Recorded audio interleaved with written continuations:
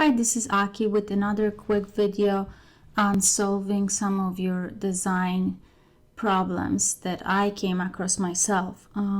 So I'm in Divi and I want to show you how to add a little bit of breathing room to a list. So you see on the left, I have a list that's very condensed, and what I was trying to do was basically add a little bit of room between the bullet points, and not like, let's say like this second line, you see it's spanning two lines. I didn't want to have wider space between these two lines, but just between like bullet 2 and 3, between the bullets. So this is on the right, this is how this will look. So I was able to basically add some styling to the bullet points and give some little bit of room between the intro text and the first bullet point.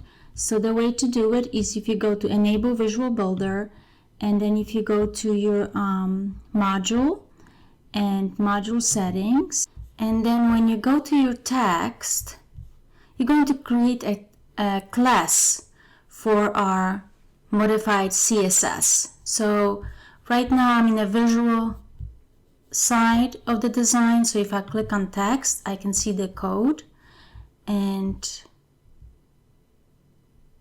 there's some class that comes not by default when you paste something from some other area. So I'm going to change this class to,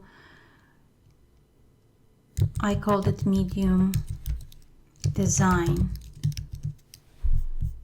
and then you click check OK, and now you wanna, like I already put the code in. If you go to the page post or page setting, and then you have advanced area and click on custom CSS.